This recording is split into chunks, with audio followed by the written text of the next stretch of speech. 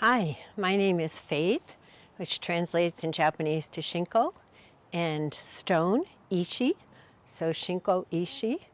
And I thought since we're in cyberspace that I had a chance to do a little show and tell and to show you where I live, which is in El Dorado Canyon, right here. I live at the El Dorado Mountain Yoga Ashram, which overlooks El Dorado Canyon, and our local wildlife includes bears and foxes, mountain lions, bobcats, coyotes.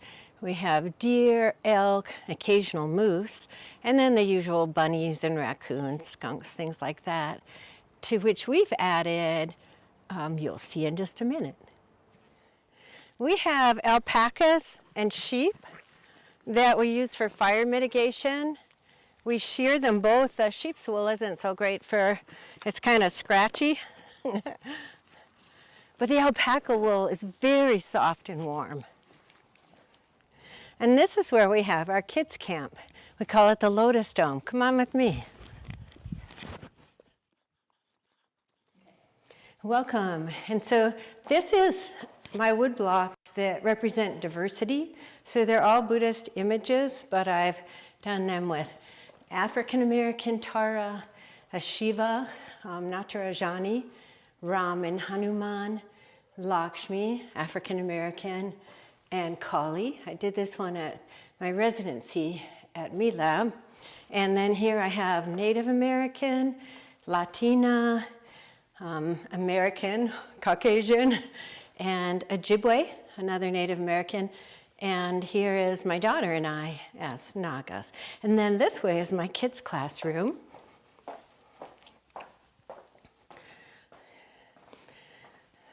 I lead the art projects for camp, and on the walls you'll see some of the things we do, painted flags and paintings, and we do printmaking too. Some kind of, has horns and a bird beak, a griffin I guess, bear, a bunny with a microphone, some trout, cow, flying cow, and then, gosh, we do all kinds of things with them. Okay, then upstairs,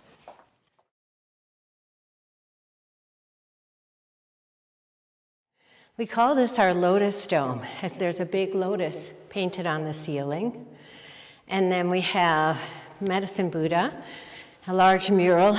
Medicine Buddha is the healing Buddha. And then over here, Shiva. And then on this far wall is Padmasambhava and some local wildlife below. This is where we do our morning circle song with the kids and do lots of games with the kids in the summer. And now we've moved into my studio here at El Dorado. And I wanted to talk to you today about Buddha woodblocks and historical reference in Japan as well as Tibetan Buddhist woodblocks. I became aware of Mokuhunga with Hiroki Morinue about 10 years ago. I had heard about a Japanese teacher from Hawaii who taught at Anderson Ranch in Colorado, and I felt immediately interested without knowing anything about the process. And Hiroki and Setsuko and Miho sponsored the 2017 Mokuhanga Conference in Honolulu, Hawaii, and then also had satellite programs at Donkey Mill Art Center. At this point, I've attended about 12 of Hiroki's workshops and assisted with 2. Hiroki is an amazing teacher, warm and knowledgeable, and I loved his graduation dinners at his home, where we would enjoy delicious meals together, play songs on the ukulele, and sing. Hiroki is a world-renowned Mokuhanga artist, but you may not know that he also does a mean version of Blue Hawaii. He's quite a singer. In addition to my studies with Hiroki, I was able to attend an advanced residency at MeLab in Japan in 2018. I spent about 6 weeks in Japan and was able to visit Hidehiko Goto-san, I'm sorry if I mispronounced, to learn more about printing blacks, and spent a few days in Kyoto studying with master carver Shuichi Kitamura. I have been actively practicing Mokuhanga for about 8 years now. Buddhas and Bodhisattvas have been my main subject matter. I remember being a young art student at Montserrat College in Massachusetts and wondering, what is my voice? I loved painting portraits and figure painting, but felt like something was missing until I learned about Thangka painting. Thangka painting is the traditional Tibetan method for drawing and painting Buddhas. A Thangka is a ruled scroll painting of a Buddhist figure. Thangka painting is a rigid system of drawing the Buddha according to mathematical proportions using a tiksei or graph method. Measurements are done in sores, and sore translates as a finger. One sore could be the width of a finger. However, one can adjust the size of a sore for larger wall-size paintings or smaller miniature paintings. Drawings are done on paper and then transferred to a cloth to which animal skin glue has been applied and sanded to a smooth surface. The colors are water-based and come up easily if you accidentally drip water on them. It could take me up to 6 months to paint a 20 by 30 inch cloth or Thangka, and then it was mounted in bright brocades. And I have an example here of one of my early Thangkas. This is a green Tara, and so the green is a flat color. This is actual gold in the background. And then the sky is thousands of tiny dots. And in the sky above is Amitabha. So there are 5 main forms of Tibetan Thangkas. The most common is the brightly painted scrolls in frames of brocade. Applique Thangkas are made from sewn and embroidered fabrics. Woodblock Thangkas made from carved wood blocks and embroidered Thangkas. The invention of printing can directly be connected to Buddhism and the need to reproduce religious texts and simple images of the Buddha. And this demand greatly influenced the development of printing technology. Text reproduction began with stamping and rubbing, which led directly to block printing. The Chinese were the first to use this process to print texts, doing so sometime prior to the 7th century. The earliest well-defined block was made in Japan in 770, and the earliest in China is printed book was 868, and now in the collection of the British Library. The Tibetans also adopted the block printing technology as early as the 12th century and continued to carve wood blocks for printing into the 20th century. And I actually have a couple of Tibetan wood blocks. This one is a prayer flag.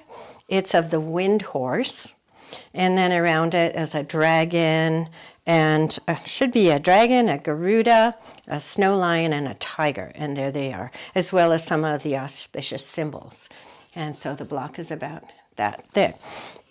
This is another one, but with a lot more writing on it. And again, it's the wind horse with a dragon and a Garuda, a snow lion, and a tiger in the corner. I talked a little bit about the graph used. I love books. So the graph used for printing in Thangka painting is called tigseis.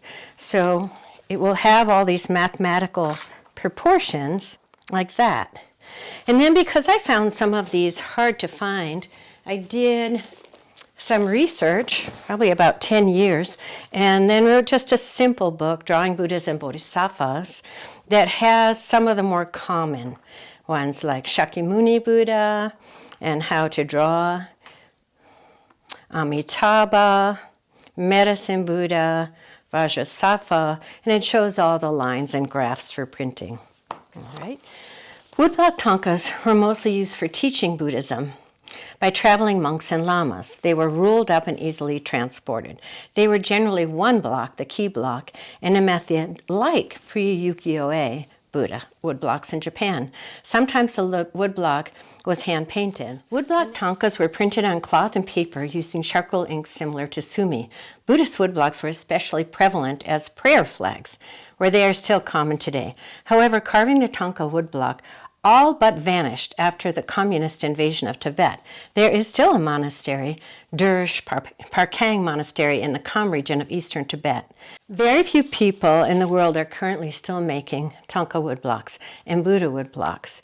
I was speaking with Venerable Lama Khenpo Sewon Dongyal recently about Thangka woodblocks. He said at one time each monastery or school would have woodblock Thangkas of their lineage and the Buddhas or Bodhisattvas that were important in the lineage.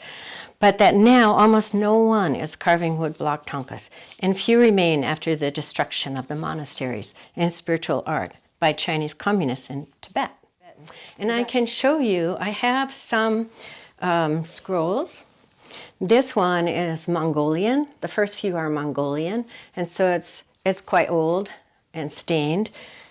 I have some Tibetan ones that I got from a friend of mine. They use really thin paper. But there's this one of Chakrasamvara and Chenrezig here. So they were printed on very thin paper or cloth and then rolled up and traveled.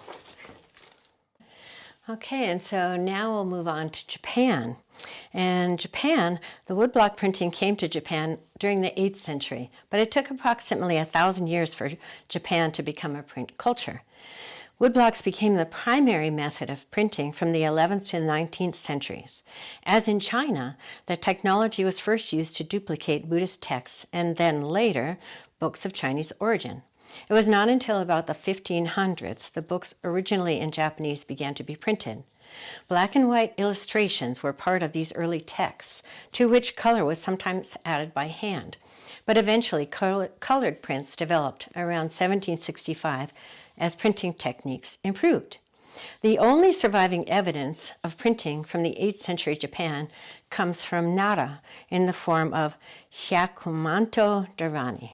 The Hyakumanto Dharani are slips of paper with Buddhist texts printed on them installed in miniature pagoda that were placed at various locations in Nara. They were apparently made to atone for a rebellion that took place in 746. Hyakumanto Dharani represent the earliest existing proof from Japan that Buddhism was influenced on printing in East Asia. Originally, Yukio was a Buddhist term to express the impermanence of human life. During the Edo period, 1615 to 1868, however, Yukio came to refer to the sensual and hedonistic pleasures of people who embraced them all the more for their ever-changing nature. Buddhism spread to Japan through woodblocks in the Edo period. The key blocks were elaborate and highly detailed. Many of them were hand-painted. However, at the onset of ukiyo-e and a movement to more secular work, the Buddha woodblocks almost disappeared. They remain today as stamps when visiting temples or printed for good merit in a practice like reciting mantras. The more mantras repeated, the more merit. The more Buddhas printed, the more merit. These tended to be small and without landscapes and backgrounds. In Butsu, religious stamps depicting the Buddha were also used to fill Buddhist sculptures, adding to their sacredness. I decided to try, this is a book called Japanese Buddhist Prints, and in here I found a small Monju Bosatsu that's in the corner here, and I recarved it probably quite a bit larger than what they had, just to try it. I also did a Tibetan version about the same size, and this is Manjushri. Manjushri and Manju Bosatsu are the same figure. Here it is. So I have to mention then one of my very favorite artists, Munakata Shiko. And he was one contemporary artist that did Buddha images and then hand-painted them from the back, much of the way they were done in early Japanese prints. The technique for printing from the back or painting from the back is called baku bakashi, or back painting, back bakashi. All right, then there's also a mystical element to my attraction to Buddha woodblocks. A meditation teacher named Rudy told a story of a dream or vision that he had. In the vision, a spacecraft landed that was covered with very crude woodblocks, images of Buddhas. Several Tibetan lamas stepped out from the craft. Rudy said that he almost turned away as the quality of the woodblocks was so poor. He was an Oriental antique dealer and a great admirer of Asian art, especially sacred art. Instead, he stayed with the lamas and received teachings from them. I had been carving Buddha woodblocks for some time when I heard this story. I again felt inspired and had the thought, my job is to revive Buddha woodblocks and tankas, but to do them in a more refined style, like Mocohunga. I got the idea to merge the two traditions, to use the Japanese carving methods with the Tibetan style and proportions of the Buddha. While Tibetan tanka paintings can be extremely refined and sublime, the woodblocks tend to be somewhat rough. In contrast, the woodblocks of Japan are highly refined, superbly carved and painted. And so this is one of my Buddha woodblocks, a more contemporary, and this is the block. I've come back to it and carved a little bit deeper in some places. And then I hand painted from the back. When I first came to Mocohunga, I was told it was a dying art form that was being revitalized. It seems that the revitalization has been very successful, as we can see from this 4th International Mokuhanga Conference. Mokuhanga is now a worldwide art form growing in popularity.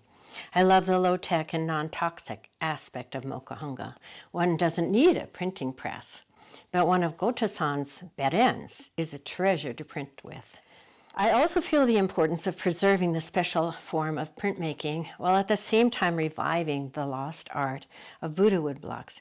In Japan, Buddha woodblocks fell out of favor with the onset of ukiyo-e, except for Buddha stamps. From the Tibetan tradition, tanka painting has gained worldwide appeal, and it is possible to study the tradition in India, Nepal, and in workshops throughout the world, but almost no one is teaching the carving of tanka woodblocks or practicing this art form. I hope to revitalize this lost art. And I'm not satisfied just to revive Buddha woodblocks, but want to expand and elaborate on the form, infusing it with my culture. I carve everyday goddesses and bodhisattvas to reflect the diversity of race and culture that is the melting pot of American Buddhist art. The Buddha form looks different in Japan, India, China, Tibet, and Thailand. I believe the same will happen as the Buddha becomes infused in Western culture.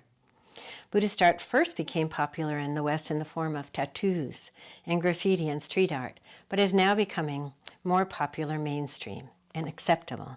10 and 15 years ago, it was almost impossible to find a gallery that would take my work. It was considered too religious. But now it has become easier. It's always been more acceptable in Hawaii with its large Japanese and Asian populations. Some things are too beautiful to lose. I believe that is the case for both Mokuhanga and Buddha woodblocks. And then I'd like to show you a little bit of my work.